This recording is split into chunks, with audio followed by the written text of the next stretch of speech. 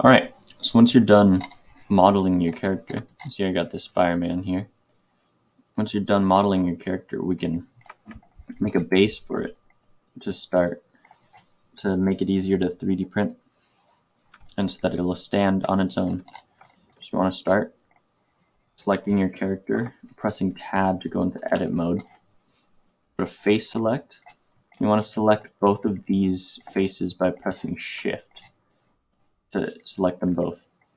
And then you press E to extrude, and you extrude them down. I'll extrude them about 0.3 millimeters or 0.3 meters. It doesn't really matter. It's just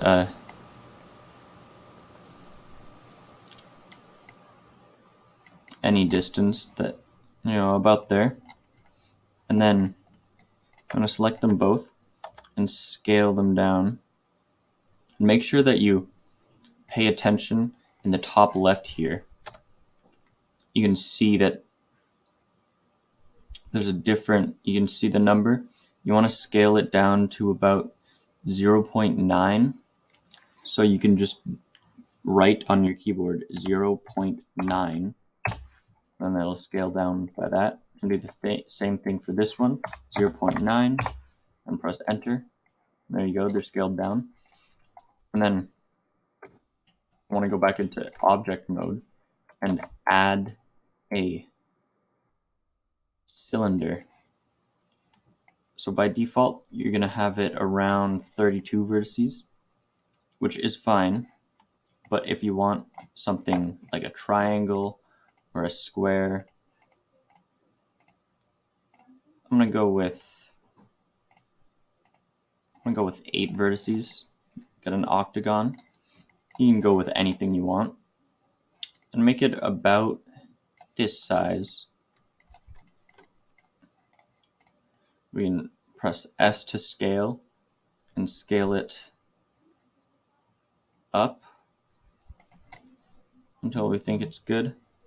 Then we can scale it along the Z axis by pressing Z. Scale it down a little bit there. Alright, now press this toggle X-ray in the top here, or press Alt Z. And then press G and Z to go along the Z axis. And then you can press 3 on your numpad to go into orthographic side view. And press G and Z. You want it to be clipping into the bottom of the shoe a little bit. And so now you can see those little pegs are going to stick into it so that we can put it in. And then we want to go out of X-ray mode with that button. And then what we're going to do, we're going to go into edit mode, do line select there. And you want to just scale that down a little bit. That just makes it at a bevel, make it look a little bit more interesting. And then finally, for this, you want to add a bevel modifier. Not a modifier. You want to add a bevel to these lines. You can press Alt, and it'll select the entire loop.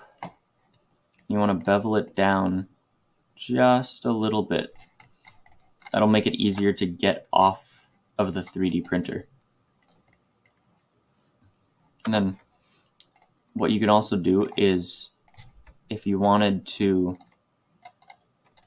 add an icon to the base plate, you can select whatever icon and press Shift D. And then you can see it's duplicated it. So just right click to put it back to the spot. Press G and then Z, and we can bring it down. S to scale it up. R to rotate.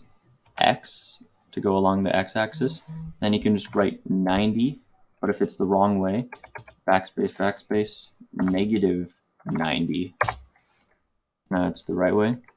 You can bring it, go into the side view with numpad 3 again, bring it down, bring into it just barely, you can see. And then you want to bring it along the y-axis, where it's nice and centered. And what you can even do, rotate it along the x-axis again. Bring it down just a bit. Bring it along the z-axis. Now it's nice on an angle there. You see it looks good. And then the last thing we need to do is make sure you're in object mode and select this little wrench for the modifier properties, and do add modifier and do boolean. And then you want to make sure that's on the cylinder. See, I had it on here. That's not what you want.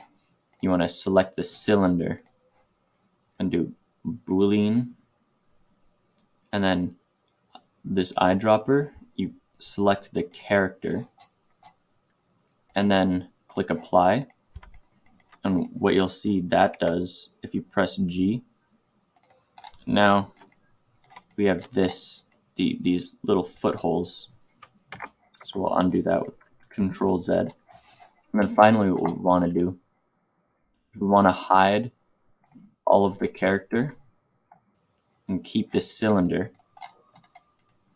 And if we have it like this, it'll 3D print, but we won't be able to fit the feet inside because they'll be too big, or because they'll be the exact same size and it's not precise enough. So we need to go into edit mode, face select, make sure you're in X-ray mode in the top right here, and we want to select all of the faces of just one foot, and then we can scale it up by 1.11. You just write 1.11 scale, 1.11. Make sure they're both scaled by the exact same amount. Then you can go into object mode and turn everything back on.